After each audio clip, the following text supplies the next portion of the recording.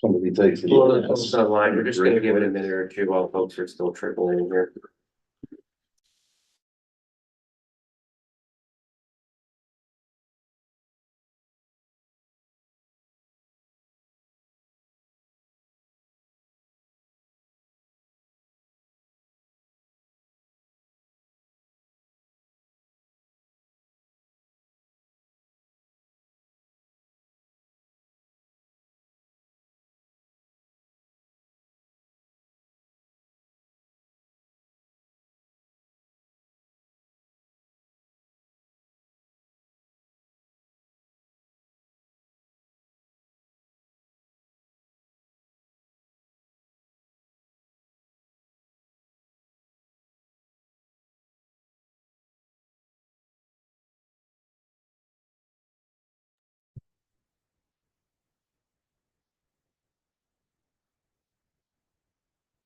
All right, hello, everybody online.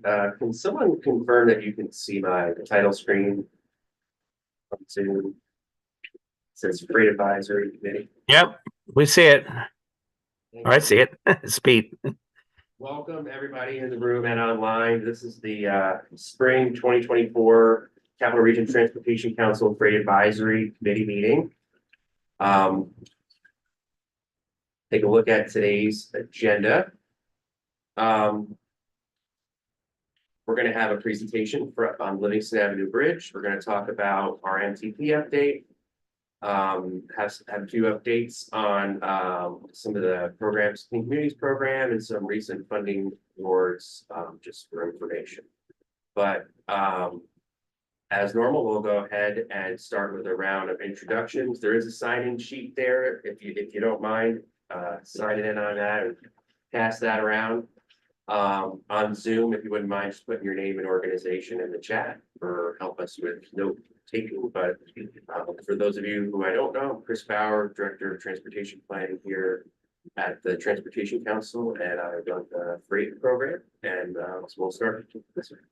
Valerie Dean, I'm from the New York State Department of Transportation, Region 1. Morning, John Schneiderman with the Port of Albany. Mark Landgraf, retired state DOT. John Scavo, Town of Clifton Park. Peter Comenzo, Town of Rotterdam. Louis Zito, Frenchtown, OYPA. Jacob Beeman, Transportation Council.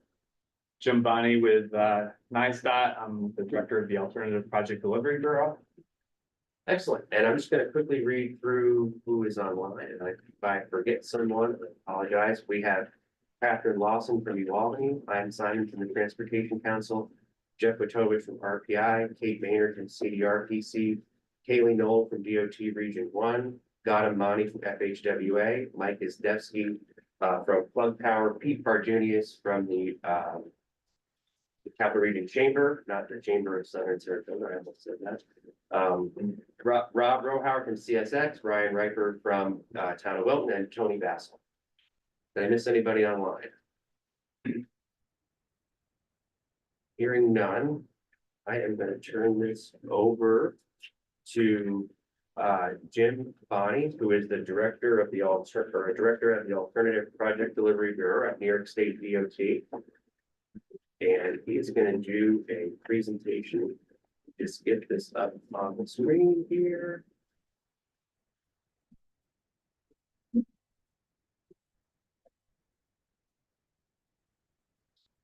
Sorry. And you should be.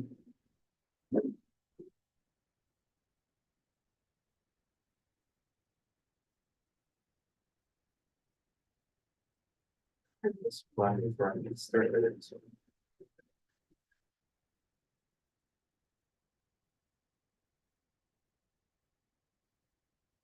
Here we go. Here's good. All right. So, Jim, here you go. Here, I'll just give this to you. I just want to make sure that you're gonna. All right, there you go. You should be able to advance with that. If not, I'll do it for you. Okay, Jim, take it away. All right, good morning. Thanks, Chris. Again, my name is Jim Bonney. I'm with NISTOT in our in our project management office, we handle all the large scale projects for the state as far as the procurements go for those, a lot of design build projects. And some other alternative delivery methods that are used. So yeah, Chris asked if I could just do a quick overview of one of our latest design build projects, the Livingston Avenue Bridge. Here we go. So I'm sure we all know where this is. It's between the cities of Albany and Rensselaer. Basically to the north, you have the Patroon Island Bridge, I-90 over the Hudson, and then to the south, you have the Dunn Memorial Bridge. The pictures on the right are just representative of the bridge today. You know, this top photo kind of shows this is the span that rotates currently. It's not a lift bridge, it actually rotates. The towers are just for overhead cables. But as you can see, I mean, it's showing its age a little bit. The foundations are very old. I'll go over that in a minute, but you know, it's there's a lot of little issues with the bridge. Luckily, there's no salt on the bridge, so it has lasted for quite a while. But I'll go through this, just kind of give you an overview of the site. This is almost like you're in the Corning Tower looking out at the bridge. We're over here on the Albany side. So on the east side, you've got Rensselaer. This is the Amtrak facility. It's basically a maintenance facility. And then, you know, as you go across the bridge, you've got 787 obviously is a main feature. You've got Quay Street adjacent to the river, along with the Mohawk Hudson Bike Hike Trail, which is also the Empire State Trail, Corning Preserve to the south. Central Warehouse is immediately adjacent to the rail here, just to the north of the rail. And then, you know, you've got the Albany Skyway, you know, relatively new Skyway built here, and Water and Center Street. There's 2 rail bridges here that'll be part of our project as well. Some existing bridge facts, like I mentioned, this bridge is pretty old. It's 120 plus years old at this point.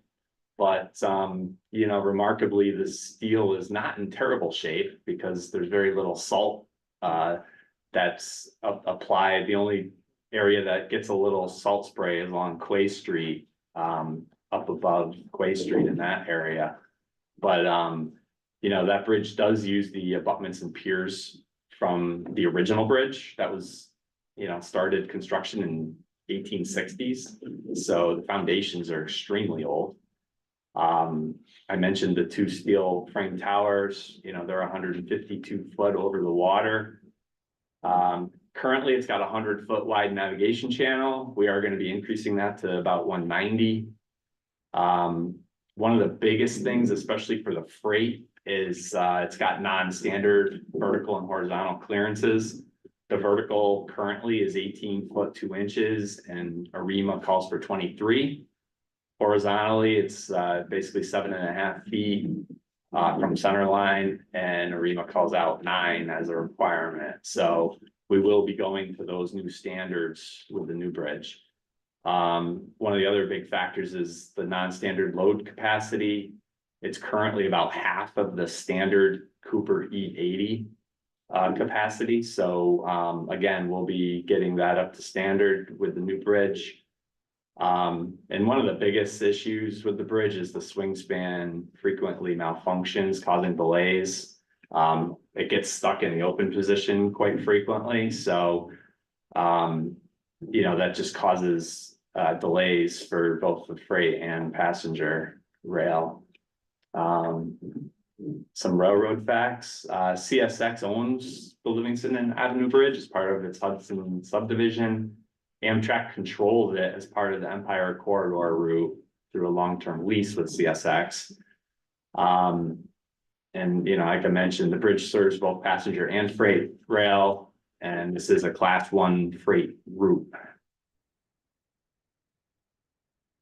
So the purpose of our project is to obviously improve the reliability and reduce passenger and freight train delays, achieve a long-term state of good repair for the bridge, eliminate existing bridge and track deficiencies and maintain or improve navigation.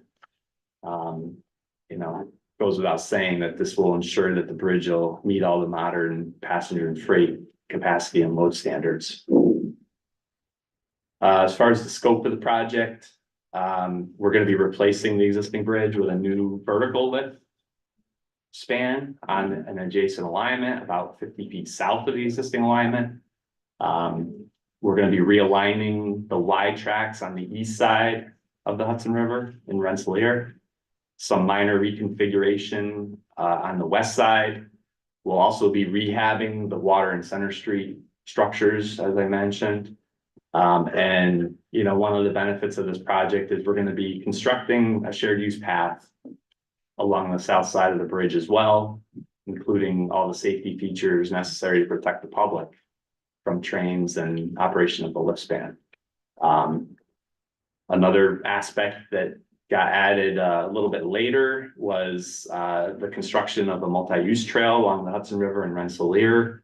The city of Rensselaer had been pursuing the riverfront multi-use trail project, and we were able to include the southern portion of that in our contract.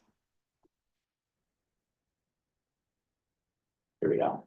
Back to this slide with the lay of the land.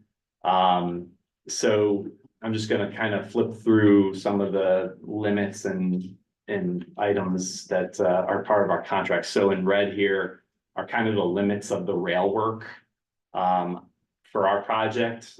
As I mentioned, the new bridge is gonna be just to the south of the existing bridge.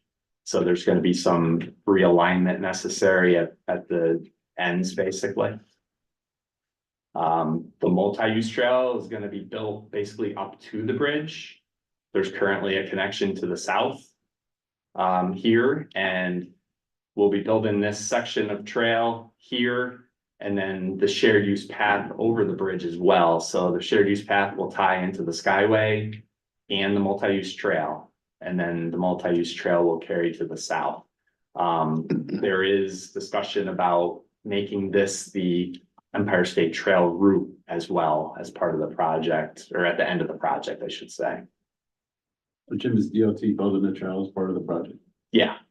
Yeah, we're building everything in green up here, and then this portion up here in orange will be built by the city in the future. They still have some more work to do to the north here to get everything in order to build this section here. So they'll probably come in right after us. That's the thought anyway. So these are some renderings of, you know, what the bridge is gonna look like. We're currently we're at the tail end of the procurement process. Our design builder is gonna be Skanska. They're a big firm. They do a lot of work down in the city. They're gonna be up here doing some work up here. They have partnered with some local firms as well. So anyway, you know, this is a bird's eye view from Rensselaer looking towards Albany. Some of the key things here, you see 3 truss spans, which was a requirement of the contract to basically mimic, you know, the historic look of the current bridge.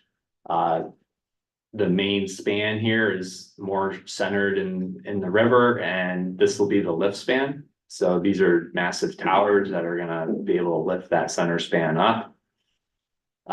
This shows the shared use path coming across, which will tie in just off the screen to at the bottom left here into the multi-use trail. This is the multi-use trail down below along the shoreline. This is another view from Albany looking towards Rensselaer, kind of a lot of the same things, you know, over the water here. The shared use path will tie into the Skyway right here, which then gets you down into the city and down to the Mohawk Hudson Hike Trail. This shows the lift span lifted for navigational purposes. If I zoom in here, you know, you can see, you know, the rendering shows, you know, there will be protections in place for pedestrians. So There will be an Amtrak employee up in this operator house. They will be monitoring things. There's gonna be security systems in place, cameras, everything else, so that they will be able to monitor pedestrian activity on the bridge. When a ship comes along and needs the bridge lifted, the Amtrak employee will do their best to make sure the main span is cleared. If people refuse to get off of the main span, they will be gated in and they will go for a ride. But there's only so much that, you know, the Amtrak employee is gonna be able to do in a short period of time to get someone off of that main span. But there will be like a PA system. They'll be able to say, hey, you get off the bridge. But again, you know, all the safety measures will be in place. This bridge won't lift unless these gates go down. So there are gonna be, you know, features like that are put into place. This is a view of the shared use path looking towards Albany. Just to show it's a 12-foot wide path across the bridge. You know, Amtrak requires their security fence here. You know, basically to make sure nobody can get to the tracks, obviously. The intent is to have, you know, a fairly open rail system on the south side, so, you know, people can get good views looking up and down the river and towards the city. So that's about it. As you can imagine, the lift span requires quite the mechanical, electrical, and communication system. This is just a plan sheet showing the machinery room on top of the lift span. Just showing all the mechanisms, gearing and everything else required to basically be able to lift that main span. Twin motors, or is one usable and the other one's the spare? Yeah, it's a spare. Okay. Yep. So. Yep. So as far as our procurement schedule, we've got a lot of items in the past at this point. We selected our best value proposer on January 18th. We are currently waiting award. We're working with OSC to answer a few of their questions, but we're very close at this point to being able to award the contract. This is a likely construction schedule.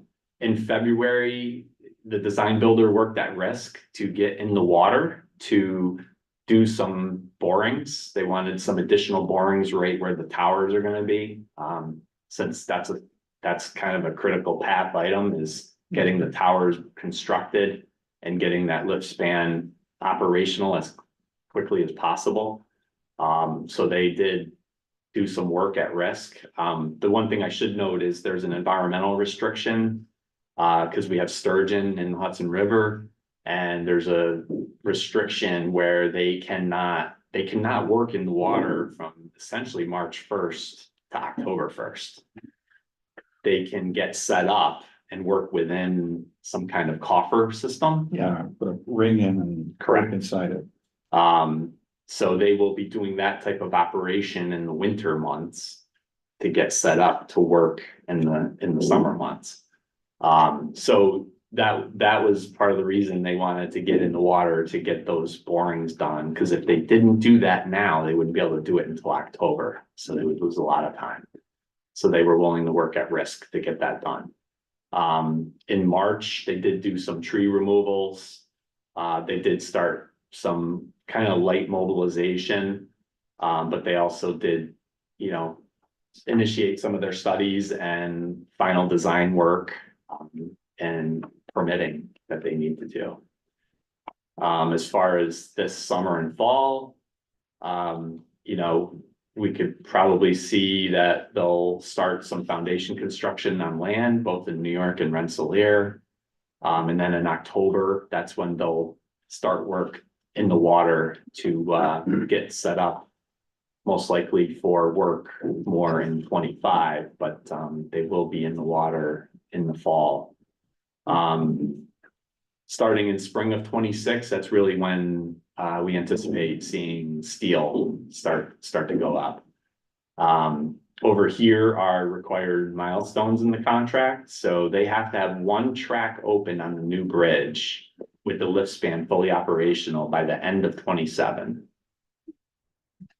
And then both tracks have to be done by May 1st of 28, substantial completion in July 28, and project completion by August of 28. Is that including demo? Yep. Yep, entire thing will be done by the end of summer of 28.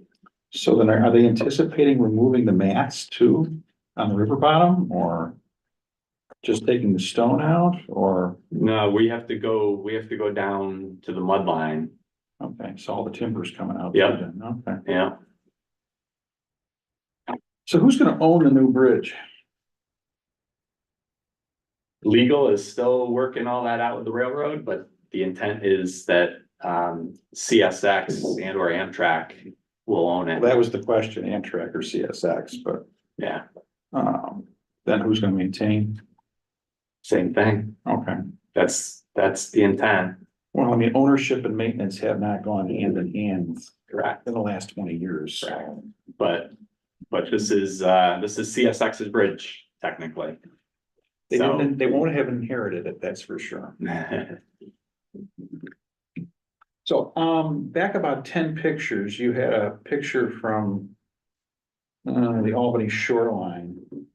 That,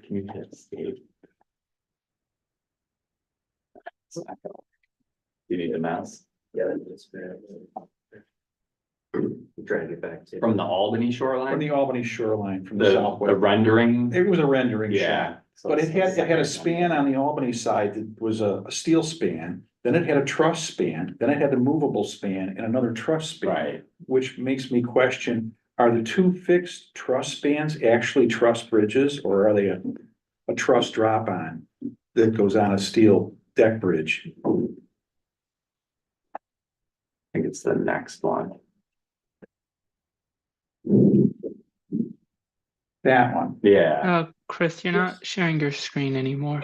I'm gonna pop it up right here. The fixed span on this end is obviously a steel deck span. correct. The next span that's got the truss on it, Mhm. is it actually a truss, or is it a steel deck span with a truss, piece dropped on top for appearances? No, it is a true truss. True span. truss? Yeah, and the idea is that, just to get into the weeds a little bit. This is essentially where the current channel is, Right, right here, the swing span is, right Yeah. here. So the idea is to keep the existing bridge operational, as long as possible. barge, And I'll get into it. barge yeah. that guy in the last minute and. Yeah, right, this will get barged in, the contractor does anticipate, barging all three of these spans and lifting them into place. That's how they'll construct it, but this span will be left, this will be the last span constructed because the swing span will be operational and the swing span will actually come through this area before the truss is in place. Yes. So it'll allow operation of the navigational panel in its existing location. Right up till So, the new yeah, bridge is I was open. gonna say, you're gonna have probably a week of closure. Yeah. Of the navigational issues. Yeah, so, I think that's like my next slide. Yeah, here it is. So, work zone traffic control, I called it, but it's also, navigational closures and stuff. So, full closures of Quay Street, Water Street and Center Street are limited to nighttime work. The trail on the Albany side must remain open at all times and can only be closed when the adjacent Quay Street is closed, which would be at night. And an accessible detour has to be provided for the trail. So, there's some limitations there. We are gonna allow 1 2-week closure of the entire navigational channel to allow for the installation of the final truss segment and removal of the existing truss segment at the location of the new lift span. So they're gonna have 2 weeks to lift the new truss in that location. Move upstream. And remove Lift the out old- the old one, keep going. Right. And this will happen in October. with the, you know, with the environmental restrictions, this will be in October, so boating traffic will be very limited at that point. But there will be a 2-week closure of the channel, and then a temporary channel is allowed for 30 days for demo of the existing pier in the middle of the river where the new span is. So those are some of the, you know, restrictions in the contract. Then I assume the pivot pier is gonna come out during the winter then? Correct. Yep. And that's all I have. The So. existing situation has quite a bit of, yeah, the wooden guidance, Vendor. the vendors. Yeah, yeah. Are we doing any of that kind of work? So there were, even before the Francis Scott Key Bridge issue, yeah, we had requirements in here for a fender system. Or they could elect to design those center piers to be able to take an impact. So those piers are quite robust. And that's how this was designed. I'm sure, you know, we have to enter final design with the contracting team. That'll be, I'm sure, a point of emphasis to make sure that everything is up to standard. I just there. look at stuff like Captain JP when it got loose a few years ago Yep. on the ice flow. Yep. You know, that bridge has gotten hit, I would guess, probably once every 3 years or so. Yeah. You know, and there's alignment issues currently on it. Right. Not currently, but you know, when they get hit, there are alignment issues and, you know, they can't always get it locked up. Right. Yeah, but that will certainly be looked at very closely during the final design process here with the team. We have a question on the chat for Dr. Lawson. She asks, is there an on-site backup power to keep the lift working during power outages? Yeah, that's part of the contract. There's a requirement for a generator that's capable of, doing all the functions of the bridge if there's an outage. Any other questions from folks in the room or folks? Is there any lighting accommodations along the pathway for? Yeah, something I didn't mention, that there are requirements in the contract, so there will be aesthetic lighting. Mhm. On the bridge, kind of highlighting the towers and the trusses and whatnot. But yeah, the shared use path has to be lit to standard for ped use. So the intent is that it is open all night.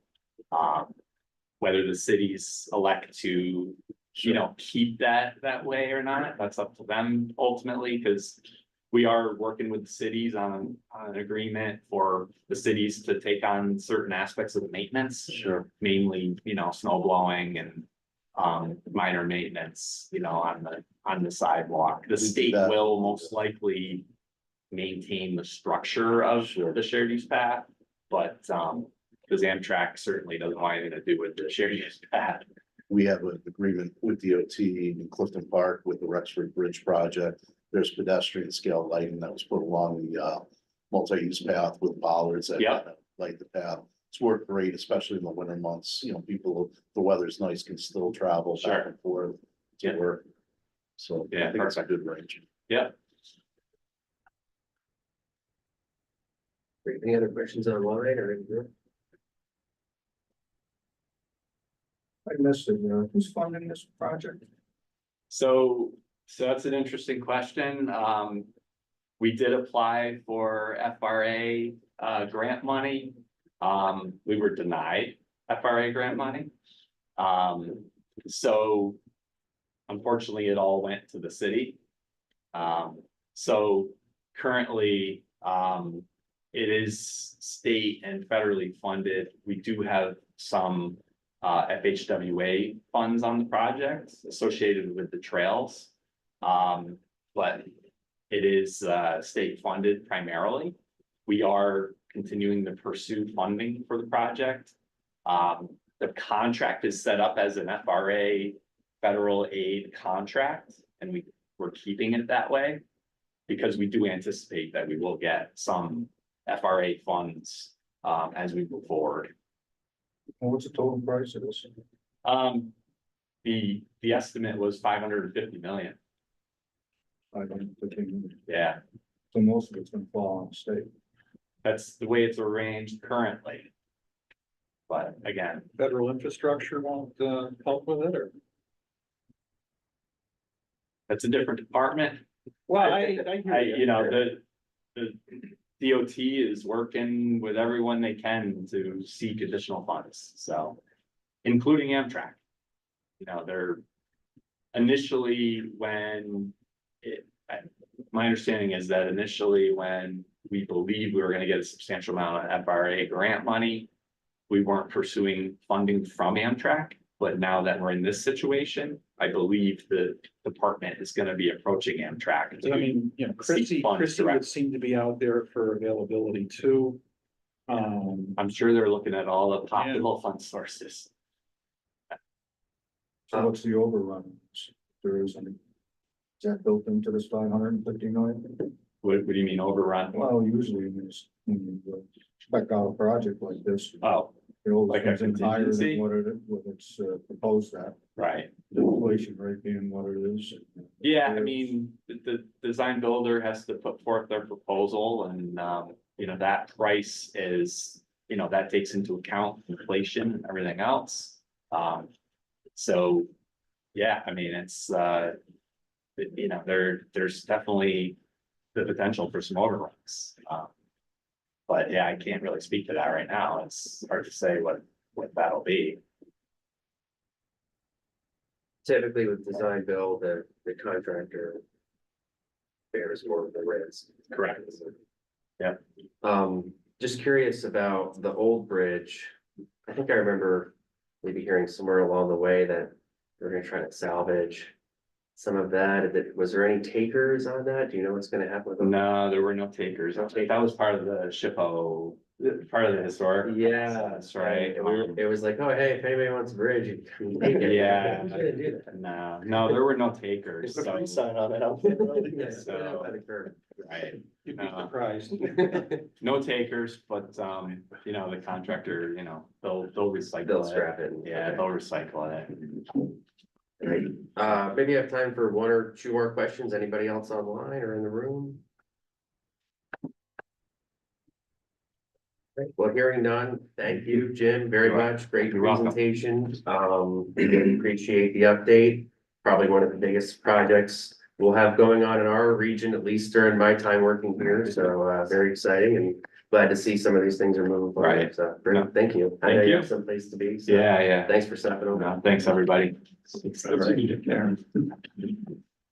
All right, so we'll go ahead and move on here now to agenda item number 3, which is an introduction to our in motion long-range transportation plan. Sandy Misowitz was going to present this. She had something come up, couldn't be here today, so I'm going to run through the slides here real quick and hopefully do a decent job on what as she would. So you know, for those of you who aren't familiar, In Motion is the branding for our new Metropolitan Transportation Plan, which is our long-range transportation plan, which is required federally for an MPO. It's one of the products that we're required to produce. Our next update is due next year, so we're starting the process now of updating that, and that's what I'm going to tell you about today. It's going to replace New Visions 2050, which I'm sure for those of you who've been in the room for a while, you've heard of and you know about. It's a rebranding of that particular process. And, you know, the idea is to have a shared vision, you know, developed collaboratively between the public and interested parties like Freight Advisory Committee, which looks at, you know, how are we going to invest our very scarce resources in transportation infrastructure in the future. The process is 5 phases. Right now, as you can see here, we're in the second phase, which is what we're calling the inform phase. There's opportunity for you to get involved in this in all of the phases.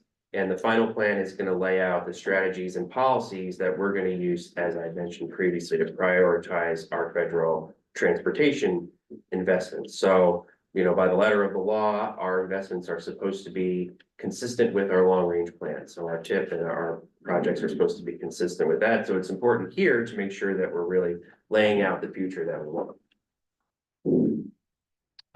In phase one, we completed several projects which you heard about here, many of them. Our new congestion management process, the new coordinated plan. We also did a lot of collection of existing conditions data. All that's available on the website, which I'll share with you later, and also as a follow-up to this. Phase two was branding for this, developing the project website, and now we're moving into developing goals and also a survey, which I'll tell you more about in a minute.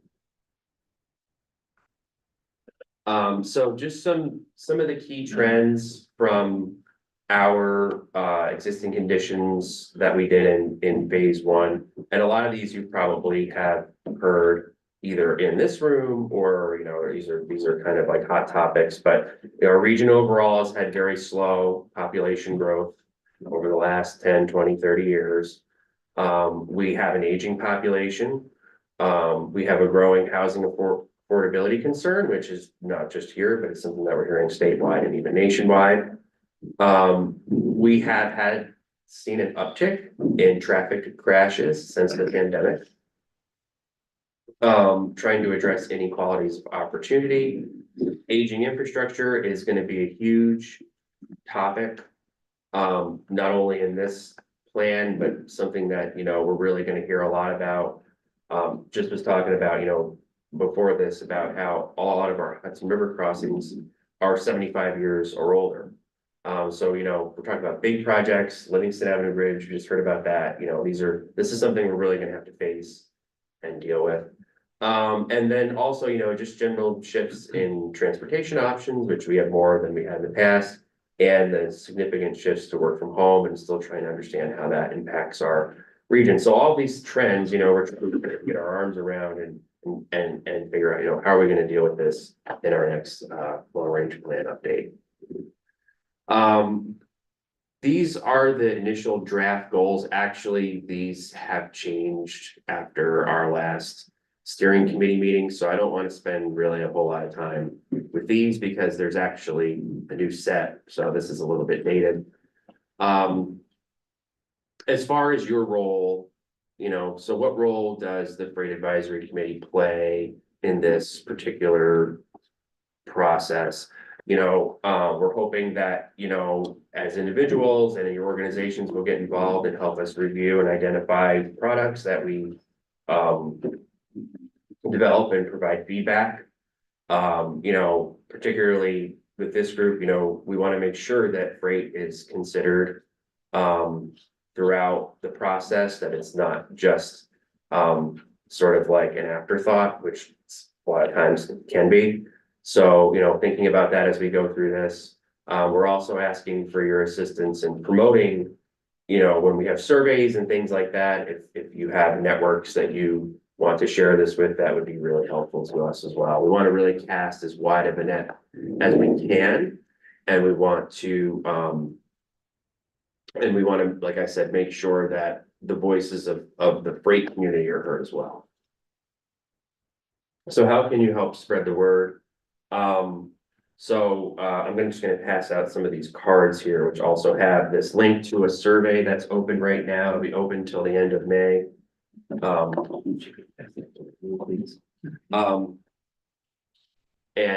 You can also access this, all of this material and the virtual workshop and the survey on the website, which is www.inmotionplan.org, and I'll make sure I send that out with the notes as well. And you can use the QR code on the screen or here to participate in that survey as well. So hoping that, if you have time, that you'll consider doing that. So that's pretty much it on that topic. Just wanted to introduce it to the group and let you know that it's something we're going to be updating you at most of the meetings throughout the next year about what's going on with that. Sandy, the executive director, is leading the process, and her contact information is up here. And happy to answer any questions anybody has now.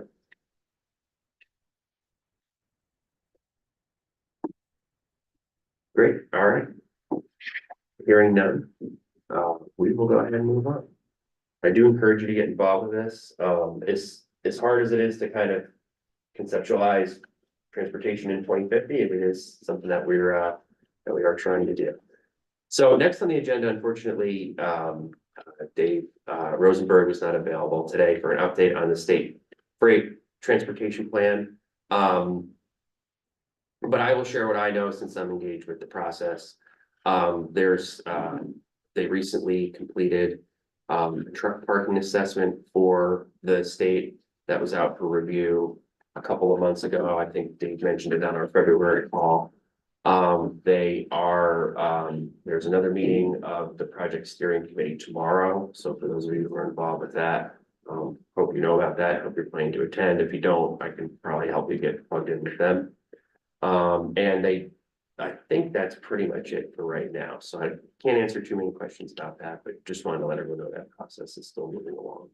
Is there a goal for completion of that, I document? think it's by the end of this year, by the end of this calendar year, and they have, at least to date, from what I can tell, actually been fairly close to staying on schedule, which, as you know, can be hard to do with all the levels of review and things that happen in the The state. freight side was moving okay, but the passenger side had its detractors. Yeah, so seems to be moving along well. Products have been really well done, I think, so far, and they've really given us a lot of opportunities to participate, which is nice as well. So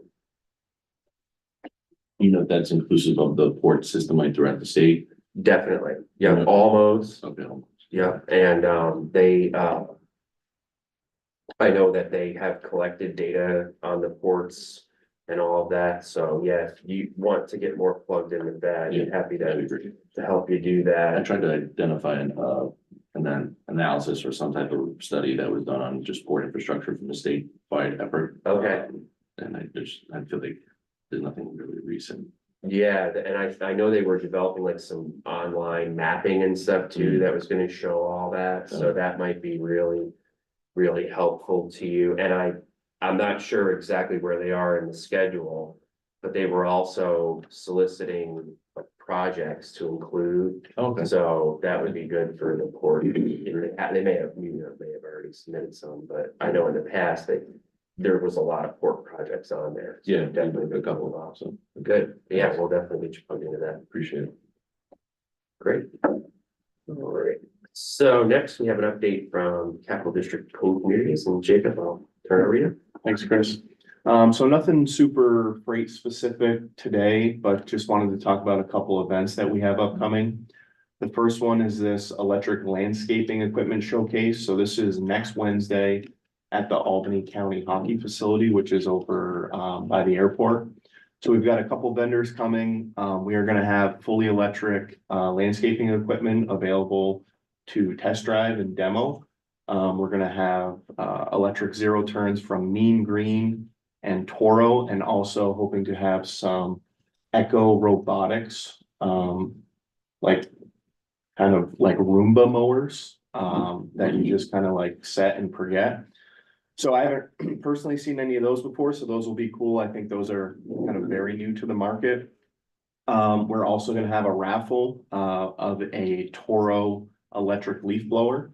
So if you guys do come, you can fill out a raffle ticket if you test drive a vehicle, and enter to win that.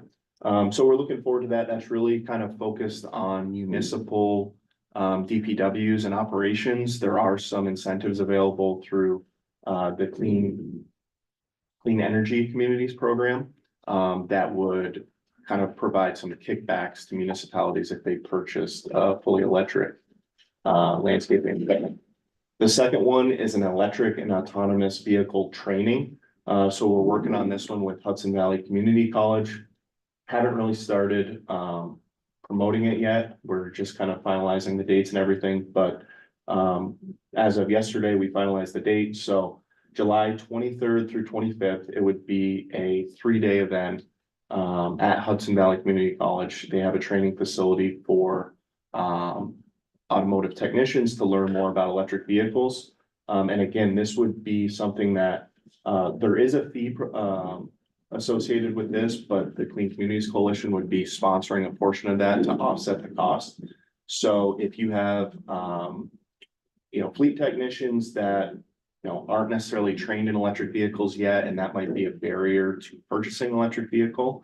We're gonna try to get some training together for them, to help kind of ease that barrier. Again, we haven't started promoting this, but, in the next few weeks, we're gonna start putting a lot of information out there, so.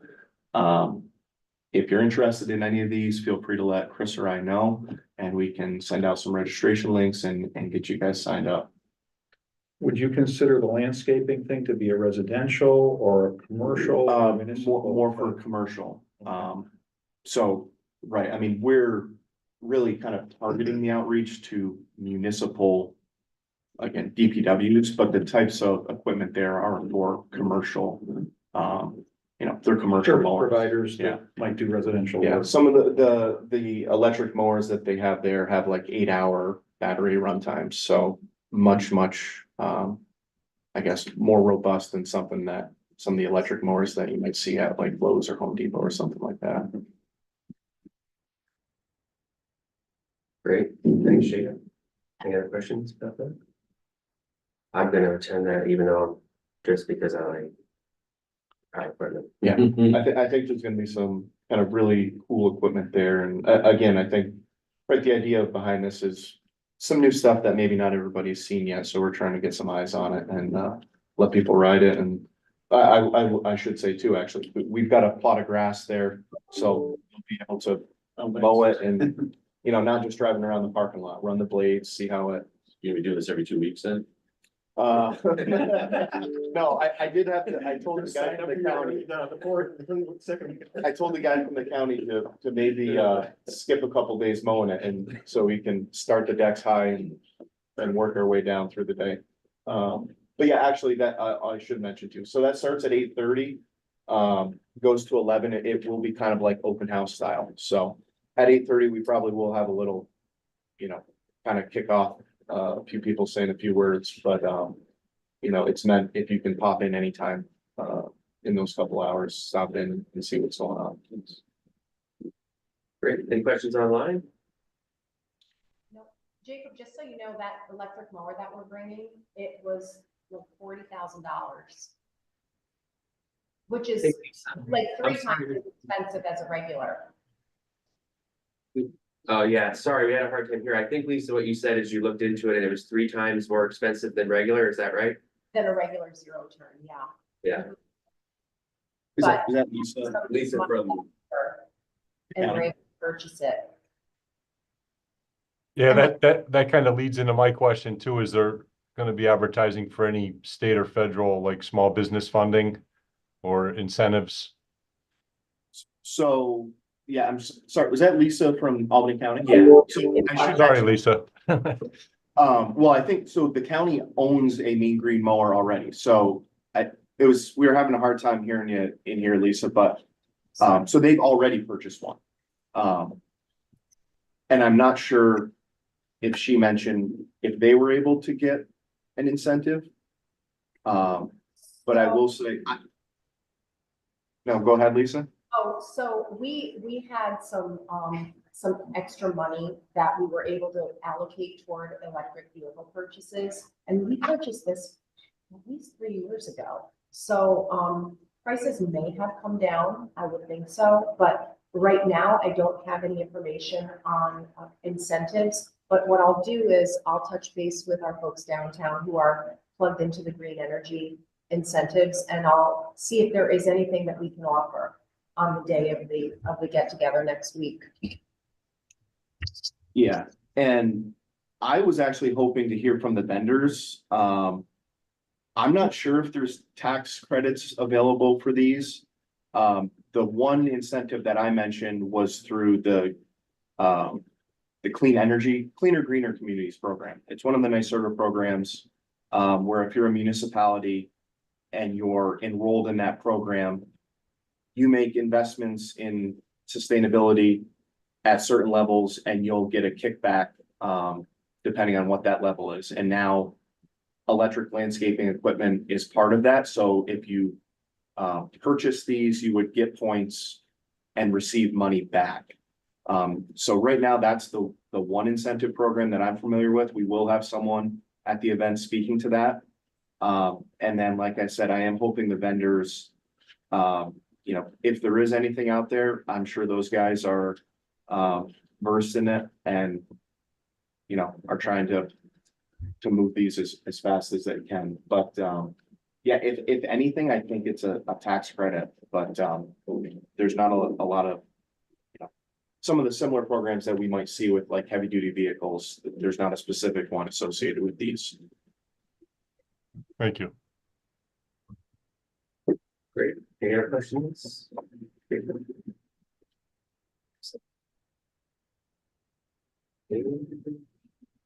So finally, today, I wanted to just provide a few updates on some recent funding program awards and programs that are related to freight.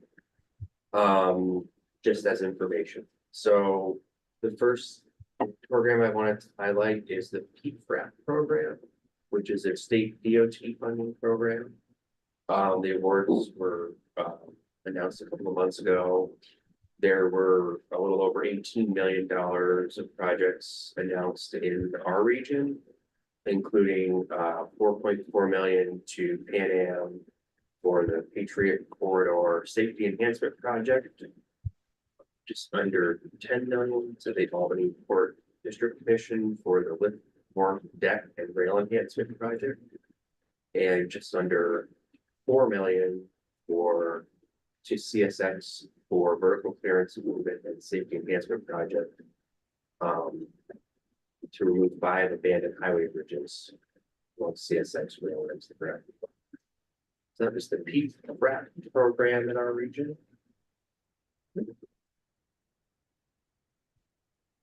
Another one that I wanted to mention was the reduction of truck emissions at port facilities. And actually, there were no projects awarded in New York, but we had a few questions about this program. So I just wanted to share a little bit about what projects were awarded. I'm not going to go through all of them. But since some folks had asked, and thought we would follow up with this, and I'm handing out in the room a list of the projects that were awarded, and I will make sure to send a link to that when we send out the notes. But in general, the projects fell into a few categories, which mostly could be, you know, roughly categorized as, you know, alternative fuels and fueling technologies, electric and others, electrification of port facilities, emissions reductions, zero emissions vehicles, and even some that were maybe a little more directed towards the land side and really, you know, dealing with congestion and things like that within the states. So those were just handed out as information again, and what was the funding source here, Chris? this was from the bipartisan infrastructure law. This was a discretionary program grant. It's federal.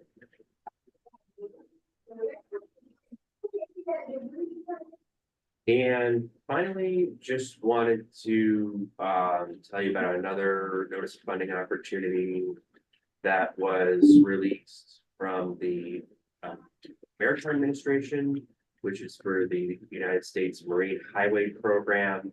These, like the previous slide, are discretionary grants, and their words are to enhance the effectiveness of transportation in the marine highway sector. And they listed 4 project types as kind of what they were looking for, although I think others are encouraged, and those were to expand the use of navigable waters, relieve landside congestion, reduce air emissions, or provide new transportation options.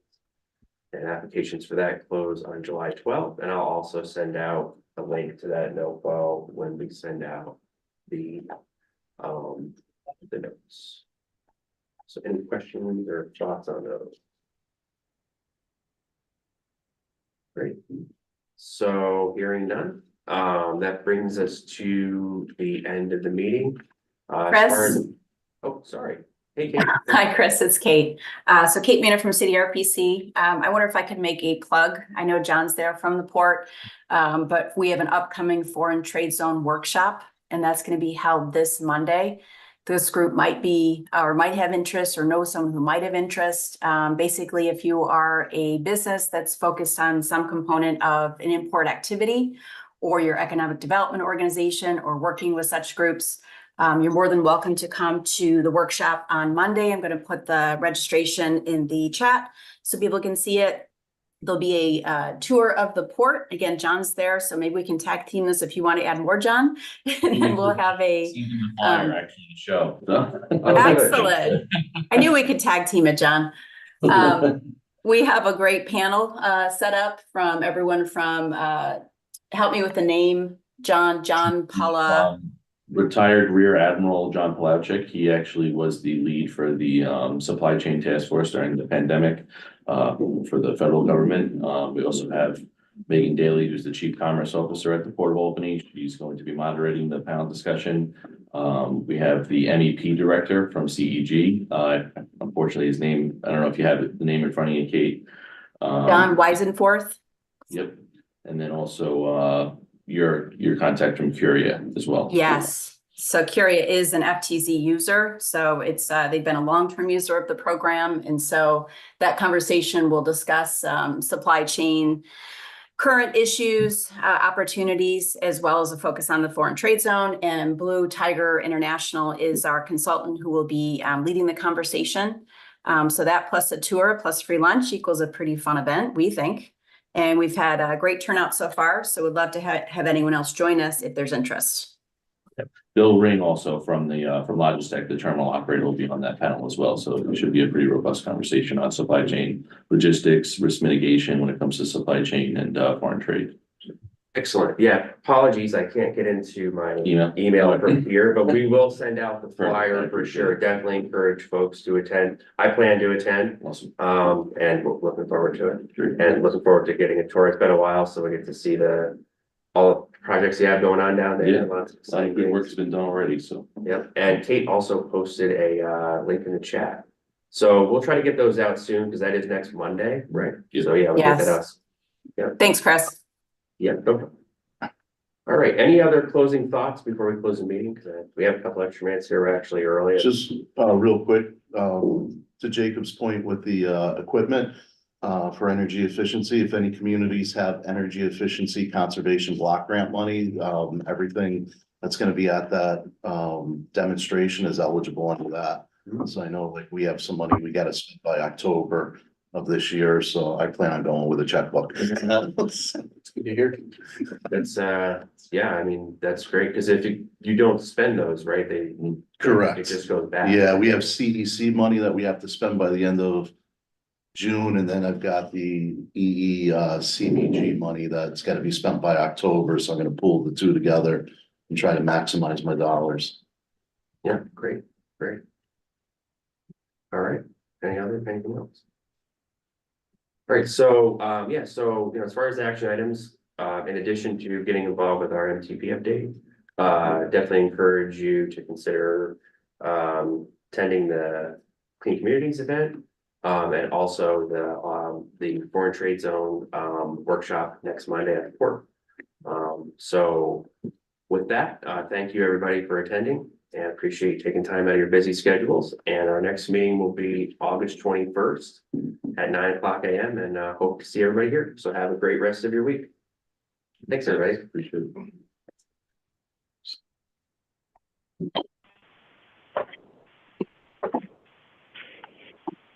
Great job, folks. Thank you. Thank you.